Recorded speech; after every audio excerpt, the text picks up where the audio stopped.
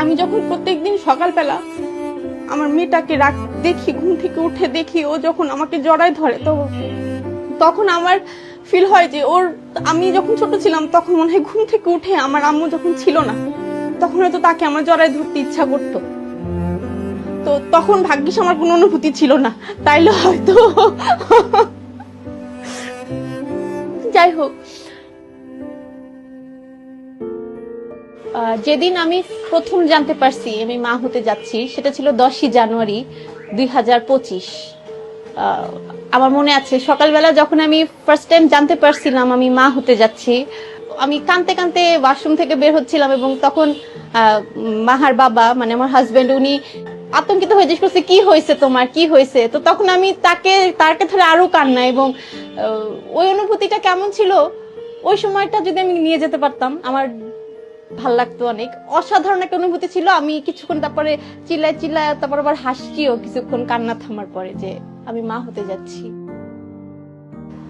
আমার প্রেগন্যান্সি জার্নিটা আসলে সবার মতো করে স্বাভাবিকভাবে শুরু হয় না। আমার বেশ কিছু শারীরিক মানে প্রবলেম ছিল, পিসিওএস ছিল, হ্যাঁ। তো ওইটা ট্রিটমেন্ট করতে গিয়ে আমার টিউমারটা ধরা পড়ে।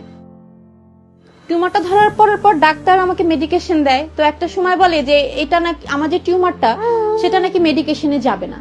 তো সেটার জন্যই ডাক্তার তখন আমাকে বলছে, তুমি তাহলে একটা কাজ করো, তুমি বেবি প্ল্যান করে ফেলো, তাহলে টিউমারটাও এট এ টাইম সিজারিয়ান অপারেশনের মাধ্যমে আমরা ফেলে দিব। না, জিনিসটা এমন না যে আমি বেবি নিতাম না। ওই সময় আমাদের বেবি নেওয়ার প্ল্যান ছিল, বাট এক্স্যাক্টলি ওই টাইমটাতে ছিল না। যে সময়টাতে ডাক্তার আমাকে বলেছিল যে আমার টিউমার আছে, আরেকটু সময় নিতাম আমরা বেবিটা নেওয়ার জন্য, সবকিছু গোছানোর জন্য আরেকটু সময় দরকার ছিল। কিন্তু তারপরও আল্লাহর অশেষ রহমত, আমার নিয়ামত, আমার মেয়ে মাহা কে আল্লাহ আমাদেরকে দিয়েছেন। ওই টিউমারের জন্য ওই চিকিৎসা করতে গিয়েই আমার বেবি আমার জীবনে আসছে। আমার বাবু হওয়ার ডেট ছিল সেপ্টেম্বরের 10 তারিখে। জুলাই মাসে আমি হঠাৎ করে অনেক অসুস্থ হয়ে যাই আমার অফিসে। ওই দিন যখন হাসপাতালে আমি যাই, তারপরে 7-8 দিন আমি হাসপাতালে ছিলাম। আমার সন্তান এবং আমার জীবনটা মৃত্যু সন্ধিক্ষণে ছিল। হয় আমার বাচ্চার কথা ছিল, না হলে আমার সন্তানের বাচ্চার কথা ছিল। আমার ডেলিভারির আগে এটা ছিল আমার সবচেয়ে খারাপ অভিজ্ঞতা।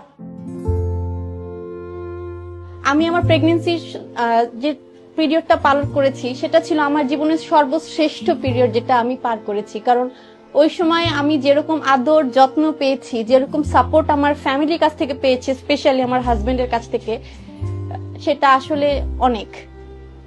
আমি একজন কর্মজীবী মা। আমি যেদিন থেকে আমার হাজবেন্ড জানতে পেরেছে যে আমি প্রেগনেন্ট এবং আমাদের জীবনযাত্রা চেঞ্জেস আসতে শুরু করেছে, সেদিন থেকে সেও নিজেকে চেঞ্জ করেছে। আমার এই 9 মাসে আমি কখনো একা অফিসে যাইনি। সে আমাকে অফিস থেকে নিয়ে গেছে। আমার ঘরে এসে আমি কখনো কোনো কাজ আমাকে করতে হয় নাই। আমার মুখে ভাত তুলা পর্যন্ত সে আমাকে খাইয়ে দিয়েছে।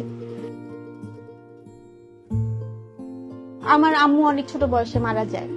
আমার ছোটবেলা থেকেই খুব ইচ্ছা থাকতো যে আমি কাউকে খুব আম্মু ডাকবো, এবং আম্মু ডাকতে আমার ভিতর থেকে আসতে হবে, যেহেতু সেই স্কোপটা আমার জীবনে হয় নাই। আমি এখন মাহার আম্মু, এটা আমার কাছে অন্যরকম একটা অনুভূতি হয়।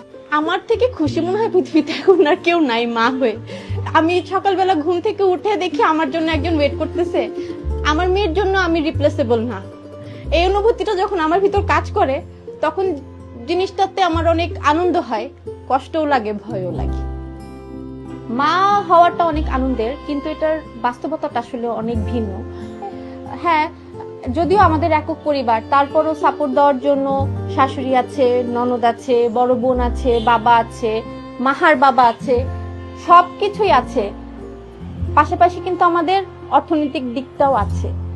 এখন অনেক রকম কোশ্চেন আসলে আমাকে ফেস করতে হয়, যে আমার অনেক আশেপাশের মানুষ, প্রতিবেশীরা কোশ্চেনটা করে যে আল্লাহ, এত ছোট্ট বাচ্চা রেখে তুমি অফিসে যাচ্ছ। তো জিনিসটা যেটা হচ্ছে যে আসলে কেউ ইচ্ছাকৃত ভাবে ছোট বাচ্চা বাসায় রেখে যায় না। সব মিলাই যে আর্থিক যে ব্যাপারটা, সেটা যদি একজনের দ্বারা ম্যানেজেবল হতো তাহলে কিন্তু আমি বাসাতেই থাকতাম।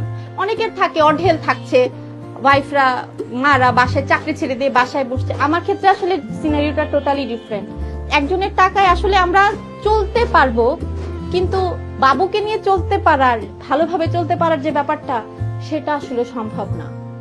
মাসের 25 তারিখ আসতে না আসতেই যখন নাকি দেখি যে আমাদের পকেট আস্তে আস্তে খালি হতে শুরু করছে, হ্যাঁ, মাসের শেষে ফর্মুলা মিল্কটা শেষ হয়ে যাচ্ছে, ওর ডায়াপারটা কিনতে হচ্ছে, ওর কিছু, ও বড় হচ্ছে, ওর কিছু খেলনা এক্সট্রা আমাদের লাগবে।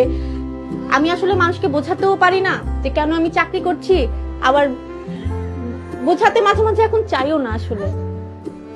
হ্যাঁ, এটা ঠিক যে সবাই সবার রিজিক পৃথিবীতে নিয়েই আসে, কিন্তু তারপরও আমরা যখন একটা নতুন মানুষকে পৃথিবীতে আনছি, তাকে বেটার একটা লাইফ দেওয়ার আমাদের চেষ্টা তো থাকতে হবে।